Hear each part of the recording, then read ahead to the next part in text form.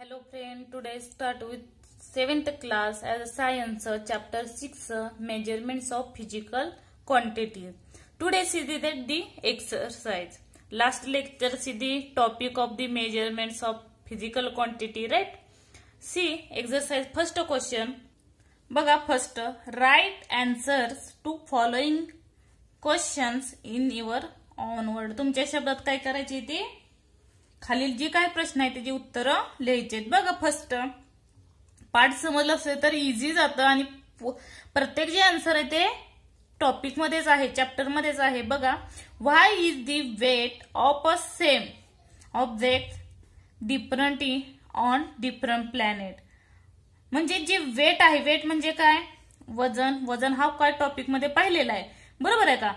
म्हणजे जे ऑब्जेक्ट आहे सेम ऑब्जेक्ट म्हणजे काय, सारखीच वस्तू, पण आपण डिफरंट ठिकाणी गेलो की डिफरंट प्लॅनेट सांगितले. आपण अर्थ वरती बघत होतो, बरोबर का, place to place as a different on a different planet. म्हणजे वेगवेगळ्या ग्रहावरती गेल्यावर हे जे काही सारखी जी वस्तू आहे त्या वस्तूचं वजन वेगवेगळं का भरतं. बघा आन्सर. पहिली गोष्ट हे पुस्तकातच आन्सर आहे. बघा what do measure the gram, kilograms and the weight. Weight कशाला म्हटलं जातं, the gravitational force that act on the mass this called. मी पुस्तकातच लिहिले. बघा आन्सर. बघा the gravitational force that act on this mass is called as weight. म्हणजे जेवढा ग्रॅव्हिटेशनल फोर्स म्हणजे गुरुत्वाकर्षण जेवढा त्याला आपल्याकडे खेचण्याचा प्रयत्न करतोय, कशाला, मासला. मास म्हणजे काय, वस्तुमानाला, त्यालाच काय म्हणलं जातं, वेट. पाहिले आपण सर्व डिटेलमध्ये टॉपिक मध्ये. बघा नंतर the gravitational force by which the earth attract on object towards the centre is called as the weight of the object. आपली जी पृथ्वी आहे, म्हणजे पृथ्वी काय करते, ती जी काही वस्तू आहे, ऑब्जेक्ट काय करते, ती स्वतःकडे अट्रॅक्ट करते as a gravitational force present on the अर्थ. अर्थवरती कुठला फोर्स आहे, कुठलं बल आहे, तर गुरुत्वाकर्षण बल आहे पृथ्वीवरती. त्याच्यामुळे काय, त्याच्या जो मधला भाग, जो काही सेंटर आहे, बरोबर सेंटर, तो सेंटर काय करतो, ह्या पृथ्वीवर जे काही ग्रॅव्हिटेशनल फोर्स आहे, जे ऑब्जेक्ट आहे ते काय करतं, त्याला खेचून घेतं. त्यालाच काय म्हणलं जातं, वेट ऑफ दी ऑब्जेक्ट. म्हणजे पृथ्वीचं वजन म्हणलं जातं. हे पुस्तकातलंच लिहिलेलं आहे सर्व मी.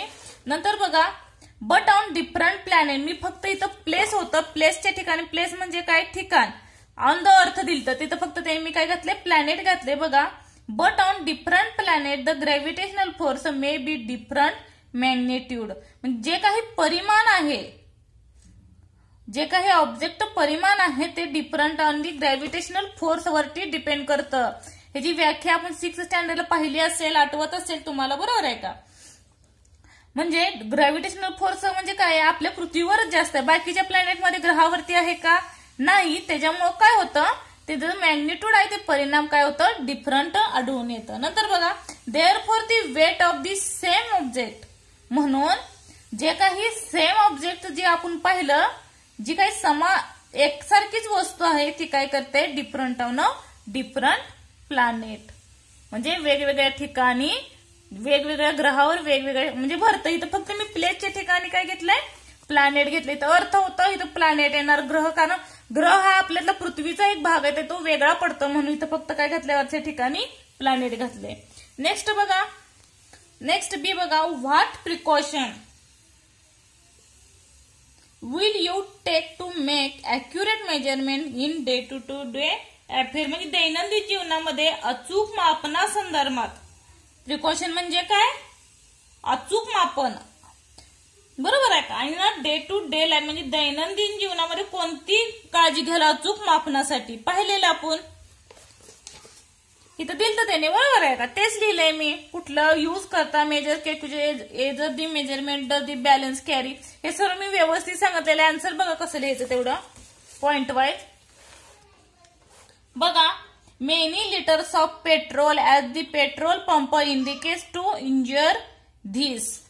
म्हणजे काय, तुम्ही जेव्हा पेट्रोल पंपावरती पेट्रोल भरता, ते बरोबर पंपावरती जे इंडिकेट्स आहे ते बरोबर इंडिकेट करतं का, जे माप आहे तिथं असतं बघा, त्याच्यावर दिलेलं असतं किती लिटर भरलं, ते माप इंडिकेट आहे का ते इन्श्युअर करा. इन्श्युअर म्हणजे काय, ते बरोबर आहे का, हे त्यावर काय करा, बघत जावा. इथं बुक मधले मी फक्त पॉइंट काढले ते. Many petrol of the petrol pump indicate the insure this आणि check the against standard measure the. हे फक्त एवढे गरज नाही, जेवढं आवश्यक आहे तेवढंच लिहा. कारण आपल्याला काय सांगते, प्रिकॉशन काय काळजी घ्या अॅक्युरेट मेजरमेंटसाठी. नंतर बघा, the weight and measures used to मार्केटमध्ये केला तर जे काही वजन आहे ते मेजरमेंट आहे ते व्यवस्थित आहे का, ते यूज केलेलं आहे का ते पहा. नंतर पाहणार, does the balance carry the stamp and standardisation by the department of weight and measurement. नंतर बघा, it is the balance stable, तो बॅलन्स स्टेबल झालाय का, is the pointer of the balance upright, तो का कल्लेला वगैरे ही काय करणार आपण अचूक मापनासाठी दैनंदिन जीवनात डे टू डे लाईफ पहाल, बरोबर आहे का. नंतर बघा, it the weight made of metal, जे काही वेट आहे वजन आहे ते मेटलच आहे का दुसऱ्या एखाद्या वस्तूचं आहे ते काय करणार आपण पाहणार, बरोबर आहे. प्रिकॉशन घेणार. हाऊ दी बॅलन्स हेल्ड, तो बॅलन्स होल्ड झालाय का ते पाहणार. नंतर has the understand of the pan of the balance been tampered with, म्हणजे तराजूच्या पारड्यातील खालची बाजू कशी झालेली आहे, या सर्व गोष्टी काय आपण ह्या ज्या प्रिकॉशन सांगितले ते दैनंदिन डे टू डे लाईफ मध्ये मेजरमेंट कराल, बरोबर आहे का. नेक्स्ट बघा, see what is the difference between mass and weight. Mass and weight मध्ये काय डिफरन्स आहे बघा. पुस्तकातच आहे उत्तर, आपल्याला काही दुसऱ्या गोष्टीची गरज नाहीये. बघा, mass is scalar quantity, weight is a vector quantity, ज्याचे अपोजिट आहे ते कसं येतं, डिफरन्सिएशन मध्ये येतं, बरोबर आहे का. परत mass is a qualitative definition लिहायची, the amount of matter present in a substance is called as mass. परत वेट मध्ये काय येईल, the gravitational force that act on the mass is called as weight. हेच लिहिलंय मी, दुसरं काही लिहिलंय. 3-4 वाक्य लिहायची. बघा, the amount of matter present in a substance is called as मास. पूर्ण व्हिडिओ मी झालेला आहे चॅप्टर शिकून, त्याच्यामुळे जास्त एक्सप्लेन नाही करणार मी. The gravitational force that act on their mass is called it's a weight. नंतर बघा, mass is a scalar quantity, बघितलं त्याच्यातले एक्झाम्पल बघितलं स्केलर क्वांटिटीची. नंतर weight is a vector quantity, आणि हे वेक्टर आणि स्केलर क्वांटिटी खूप महत्वाचं आहे. कारण तुम्ही 9वी 10वीला गेला तरी काय 12वीला गेला तरी तुम्हाला विचारलं जातं स्केलर क्वांटिटी कोणत्या आहेत. मी एक्झाम्पल सहित घेतले आणि खूप डिटेलमध्ये घेतला हा टॉपिक मी तेवढ्यासाठी. नंतर बघा, third, it does not change from place to place anywhere in the world. हे वर्ल्ड मध्ये तुम्ही कुठेही गेला तर मास काय होणार नाही, चेंज होणार नाही. But in opposite of the weight is the different at a different place on the world. World म्हणजे तुम्ही वेगवेगळ्या ठिकाणी गेले तर वेट हे काय भरतं, डिफरंट भरतं because of the gravitational force, बरोबर आहे का. चॅनलला सबस्क्राईब केलं तर सबस्क्राईब करून घ्या, लाईक नक्की करा, आणि एनी प्रॉब्लेम टू कमेंट करा आणि share your the friend. Next question बघा, हु इज माय कॅम्पेनियन, म्हणजे माझी कोणाशी जोडी भरते हे विचारलं. हे पाहिलेलं आहे. ग्रुप ए आणि ग्रुप बी. व्हेलॉसिटी, एरिया, व्हॅल्यूम, मास, डेन्सिटी हे कशाशी जुळतात.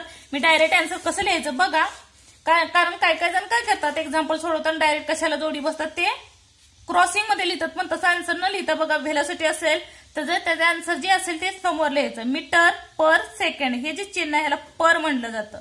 पर म्हणजे डिवायडेशन असतं बरं का, मीटर असं असतं, पर सेकंड असं, म्हणून ह्याला पर म्हणायचं. नंतर एरिया, एरियाला काय स्क्वेअर मीटर मध्ये ग्रुप बी मध्ये येईल. नंतर व्हॅल्यूम लिटर मध्ये, मास किलोग्रॅम मध्ये, आणि डेन्सिटी जी आहे ती कशात येते, किलोग्रॅम पर क्युबिक. किलोग्रॅम पर क्युबिक हे शिकून घ्या, काही गोष्टी आहेत त्या, कारण तुम्हाला मॅथ्सला सुद्धा उपयोगी पडेल. नंतर बघा, third, explain giving example square quantity आणि वेक्टर क्वांटिटी. हा पाहिलेला आहे डिटेलमध्ये बघा. इथं आन्सर आहे स्केलर क्वांटिटी आणि वेक्टर क्वांटिटी. बघा कसं लिहिलंय मी, पॉइंट टाकून लिहिलं तरी चालतं याला. बघा, a quantity that can be completely expressed by magnitude alone. He quantity काय होते, कम्प्लिटली एक्सप्रेस करता येते कशाच्या सहाय्यानं, मॅग्नेट्यूड परिमाणाच्या सहाय्यानं. फॉर एक्झाम्पल ओनली मॅग्नेट्यूड, ह्याचं एक्झाम्पल काय, ओनली मॅग्नेट्यूड, फक्त परिमाण हेच उपयोग केला जाते, बघितलंय आपण. बघा, that is a value with a unit is use to express quantities such as length, breadth, area, mass, temperature, density, time, work etcetera हे कशात येतात? स्केलर क्वांटिटी मध्ये येतात, नेहमी लक्षात ठेवा. नंतर the length of the tunnel is 2 kilometre. हे काय त्याचं लेंथचं एक्झाम्पल आहे. हे काय आपण जी लेंथ पाहिली, सॉरी इथं आहे बघा लेंथ, जी length of the tunnel of the 2 kilometre. 2 kilometre हे फक्त परिमाण आहे, बरोबर आहे का? 2 आणि किलोमीटर, पण त्याला एनी डायरेक्शन दिलेलं आहे का? स्केलर क्वांटिटी मध्ये नाही दिलेलं. The fever is 101 Fahrenheit. जे टेम्परेचर मोजलं जातं, बरोबर आहे का? 101 डिग्री फेरेनहाइट. नंतर बघा व्हेक्टर क्वांटिटी, ही सुद्धा बुक मध्ये आहे. The quantity that is expressed completely only one magnitude and direction. बघा स्केलर मध्ये काय होतं? फक्त मॅग्निट्यूड होतं only and the magnitude, but vector quantity magnitude plus direction are the both are given. हे दोन्हीही दिलं जातं कशामध्ये? वेक्टर क्वांटिटी मध्ये. एक्झाम्पल वरून समजेल बघा.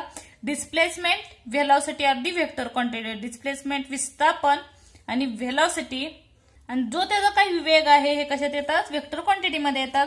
एक्झाम्पल बघा. A displacement of 220 kilometre toward the north. बघा दिशा पण दिली, डायरेक्शन कुठली दिली? नॉर्थची दिली आहे. आणि 20 किलोमीटर म्हणजे 20 किलोमीटर गेलाय नॉर्थच्या दिशेने, म्हणजे काय आलं? डायरेक्शनही आलं आणि मॅग्निट्यूड आलं, परिमाण, बरोबर आहे का? नंतर the aeroplane flying at velocity of 500 kilometre per hour towards Mumbai. म्हणजे जी काही एरोप्लेन आहे, विमान, ती कुठल्या दिशेने, कुठल्या स्पीडने गेली? 500 किलोमीटर पर आवरनं मुंबईला गेली. ह्याच्यात डिस्प्लेसमेंटही सांगितलंय आणि डायरेक्शन ही सांगितलंय. नेक्स्ट बघा explain giving example the error that occurs while making measurement. हे तुम्हाला मनानं लिहावं लागेल, कारण धडा जेवढा समजलाय त्याच्यावर हे महत्वाचं असतं. एरर्स मध्ये घेतलेलं आहे तोच पॉईंट लिहायचा, फक्त थोडीशी फूट करून लिहायचंय. बघा हे त्यांचं बघा कुठले कुठले एरर्स येतात. Not using the appropriate device at the time of measurement. म्हणजे योग्य साधनाचा काही वेळेला उपयोग केला जात नाही. As a wrong method of the errors. बघा द हँकर्स अँड शॉपकीपर, जे काही दुकानदार वगैरे आहे किंवा भाजीवाले आहेत, हँकर्स म्हणजे भाजी विकणारे, may not use standardise weight. ते स्टँडर्डाइज वेट यूज नाही करत at the time of business. They may use of stone. त्याच्या जागी बघितलं बऱ्याच ठिकाणी, कारण आपण कुठं राहतो? रुरल भागात राहतो. मग त्या ठिकाणी आपण बघतो की त्या वजनाच्या जागी स्टोन ठेवतात किंवा सोप सुद्धा ठेवतात. बरोबर, सोप सुद्धा लिहिलं तरी चालेल. त्याच्या जागेला स्टँडर्डाइजच्या वेटच्या ठिकाणी काय वापरतात? स्टोन पीसेस वापरतात किंवा सोप पीस वापरतात. म्हणजे साबणाची वडी सुद्धा वापरली जाते. नंतर बघा the balance not working properly. काही काही वेळेला काय होतं? जे बॅलन्स आहे, जे काय होत नाही वर्किंग प्रॉपरली, म्हणजे ते बॅलन्स केलेलं नसतं, वेट किंवा कमी जास्त मध्ये असतं. समटाइम्स व्हाईल बाईंग पेट्रोल और diesel the indicator on the machine may not be work properly. तुम्ही पेट्रोल किंवा डिझेल भरताना जे काही बाईंग पैसे पे करता, बरोबर आहे का? पण त्या पैशानुसार ते मशीन इंडिकेटर काम करतं का? नॉट वर्क प्रॉपरली करत नाही. या काही त्रुटी आहेत, त्याच्या एरर्स आहेत. म्हणजे त्यानुसार ते वर्क करायला पाहिजे, मशीन असली तरी, बरोबर, ते वर्क प्रॉपरली करत नाही. आणि आपल्याला वाटतं की ते पेट्रोल जेवढे आपण 1 लिटर 1.5 लिटर भरला असेल, म्हणजे त्यानुसार पैसे देतो, पण तेवढं लिटर भरलं जात नाही. काय काय बऱ्याच वेळा त्यावर बंदी सुद्धा घातली होती बघ. काय काय not using the diocese properly, म्हणजे काय? साधनांचा योग्य पद्धतीने वापर न करणे, साधन जे आहे ते.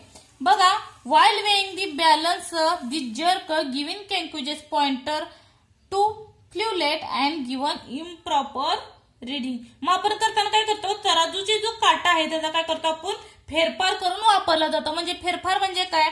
म्हणजे जे वजन आहे त्याला खाली काहीतरी चिटकवलं जातं, ते काय झालं? फेरफार किंवा भ्रष्टाचार म्हणलं तरी चालते. म्हणजे वजन कमी जास्त करण्यासाठी ते वापरलं जातं. लहुचिंबूक म्हणतात, मॅग्नेट वापरलं जातं.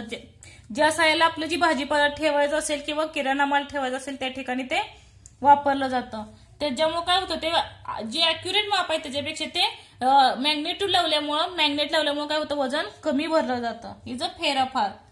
While measuring the cloth from a bundle the shopkeeper may not measure the clothes with accuracy.